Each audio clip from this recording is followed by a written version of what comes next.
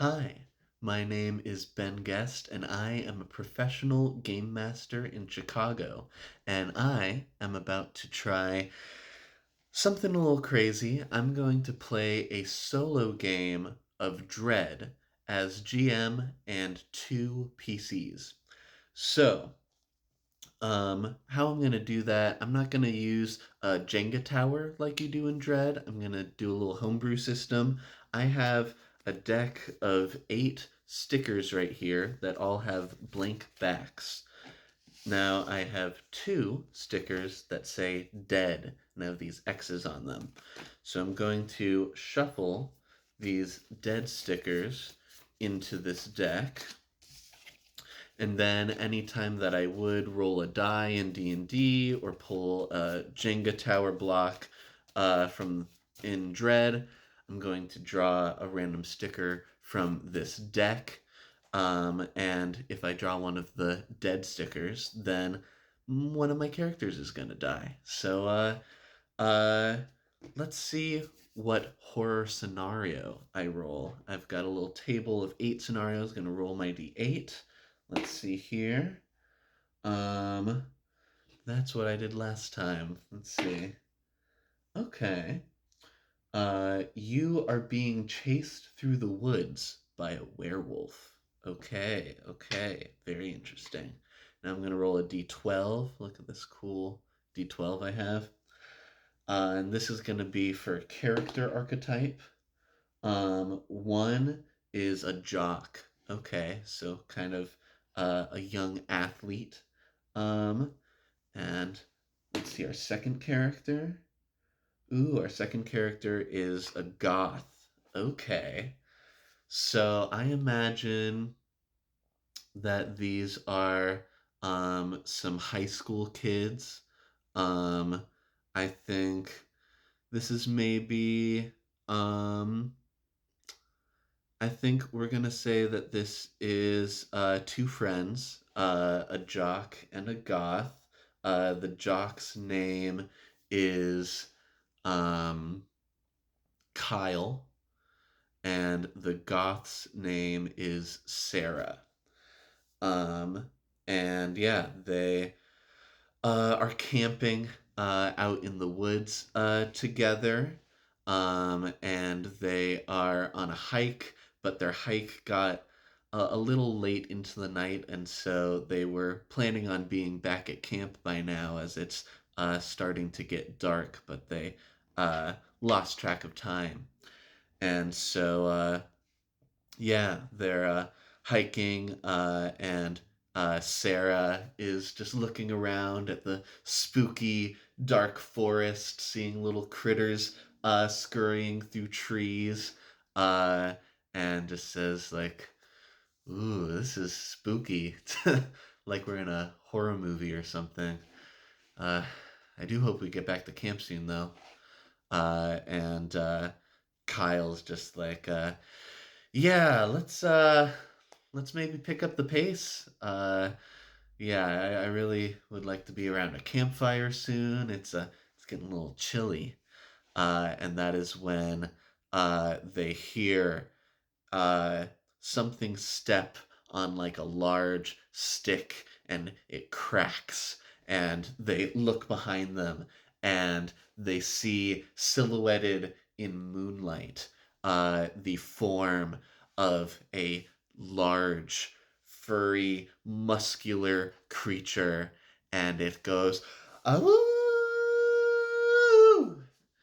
And they see that they are mere feet away from a hulking werewolf, and it has spotted them, and it starts to charge at them, and immediately Kyle grabs Sarah's hand and is like, "We gotta run!" And I'm going to first draw for Kyle to make sure he doesn't like stumble on a root or a rock or something and fall. So first pull, and he's safe. Kyle is he's a hurdle runner, so he's used to running and jumping over obstacles. But let's see how Sarah is doing. She's wearing nice, sensible hiking shoes. Ooh, but unfortunately, Sarah immediately is running, and a big, gnarly root out of a tree that almost seems to move to get in her way catches one of her feet, and she immediately stumbles, her hand holding Kyle grip breaks, and she stumbles to the ground, and immediately this werewolf ascends on her, and she shrieks, Kyle! As claws rip into her, and Sarah is immediately no more. Kyle is all alone without his friend, and he is running. He is running, and the werewolf is going to lunge and try to grab him from behind. But Kyle, being the athlete that he is, he's able to pick up the pace, and the werewolf falls short and tumbles on towards him. Kyle continues to run, and he has to run over a bit of a dip in the hill, and we'll see if he's able to take that in stride. And he is. He's running. And he jumps down this hill, and he finds a stick, and he's going to turn around and try to whack this werewolf with the stick, and he is able to. He whacks the werewolf as it looks like this has only angered it. Now that he's stopped and taken the time to be in melee combat, the werewolf is going to lash out with its mighty claws. And but Kyle is able to dodge and block with the stick. The werewolf grabs the stick, and they kind of wrestle over it. And Kyle is able to get the stick free again, and is going to try to stab this stick into the abs. I've only got 3 cards left. Wow. Looks like he continues to survive. If I draw the 1 blank card instead of the 1 death card in here on this next one, Kyle's gonna make it.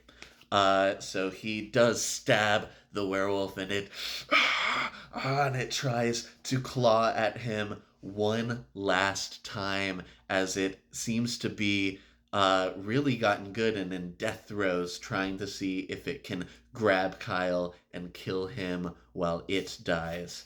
And I'm going to shuffle these up, and I'm going to pick this one.